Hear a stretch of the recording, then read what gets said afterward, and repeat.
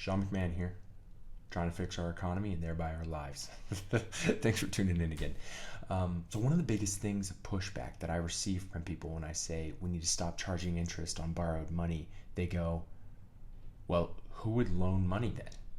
Great question. By a show of hands in the audience, assuming you're all in my living room, who loans money to people?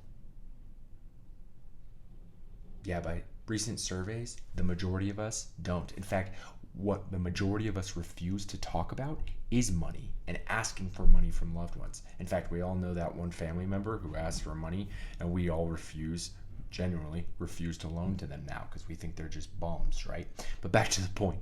The point is, the majority of us don't loan money. So when you ask the question, hey, well, who's going to loan money, right, if you can't make money from it? Well, the short answer is banks. Well, why would banks loan money is then, of course, the next question. Great question. Why do they have to make a profit? It's a really weird thing. In 2007 and 2008, the United States government, you might remember, biggest financial crisis in our modern history, the government rolled out a program called TARP. T-A-R-P. TARP.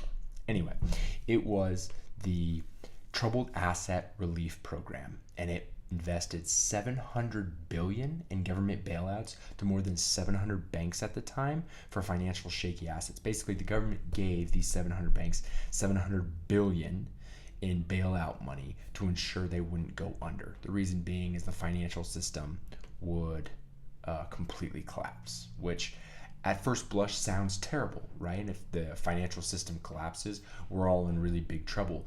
But are we? What does it mean if the financial system collapses? Like, sure, there are a lot of money in retirement and there's money in your mortgage and there are a lot of other things that would go away, but does it mean you'd stop being able to eat? Does it mean you'd get kicked out of your house?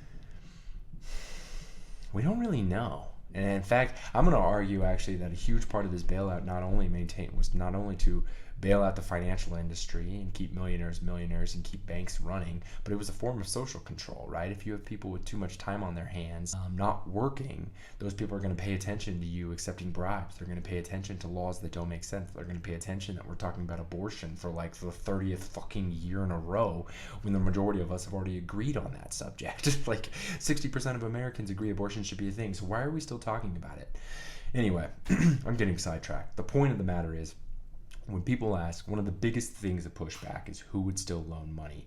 And the answer is government-funded banks would. Let's create a government agency that loans people who need it.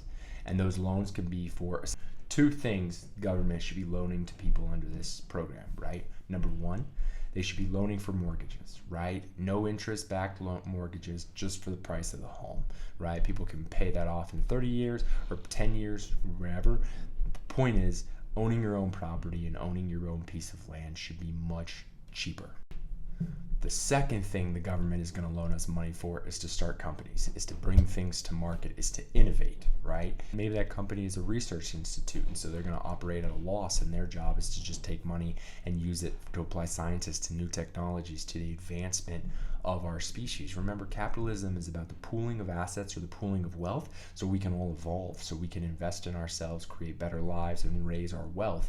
It's not to create advertising campaigns and spend $5 billion a year at convincing the average American they're not complete and they need to buy a bunch of crap that's going to end up in a landfill and kill our earth anyway. Like, it doesn't take very long to view the entire economy and the entire social structure of control and realize it's killing us very fast, and we're like addicts now. We're like addicted to shopping. Helping get rid of interest, that is socially what's going to help us. So you might remember in the beginning of these videos I said we're going to need to address things in two main buckets, right? Bucket one is personal choices. Bucket two is societal changes. Interest and reorganizing our banks to be a publicly run and government entity to give money to people when they want to start a business or when they want to buy a mortgage are the two functions of that bank, and that could replace all private banking as we know it and solve a lot of problems and just get being wealthy and greed out of our way, right? It could solve a lot.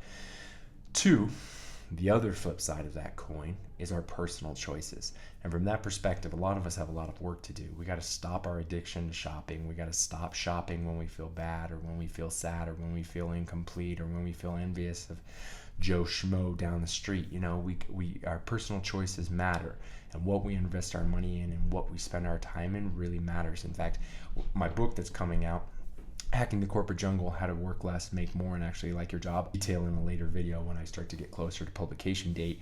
But I detail a lot in that book about detoxing from the status quo, about stepping back from the consumerism culture that is consuming us, killing us, driving us insane, getting us hooked on medications, and to all do jobs we hate. So long story short, the big pushback I get when I say, hey, we're going to kill interest, the number one question that comes out is, well, who would loan money then? And the answer is the government, and they would do it because people need to be doing something, right? They need to be paying off their mortgages, or they need to be building new companies and coming out with new technologies and helping enhance the rest of our lives, right? Like I've said earlier, if anyone's ever done it, enjoyed a year off like I have in your early 30s, like, it is impossible to do nothing all day. You know, you can only drink so much in your first couple of weeks, and then after that you stop drinking altogether and you're sober, and then before you know it, you're getting in great shape and you're picking up new hobbies and you're spending more time with your kids, and you're actually enjoying your kids and who they are as people, and you're learning to enjoy yourself and your friends, and you're learning how to resonate higher vibrationally. I mean, there's a lot of things we can do, and shopping and buying more crap is not going to help us. That's it for today. Thanks for tuning in. You're brilliant. You're beautiful. I'm so glad you're alive. Talk to you next time.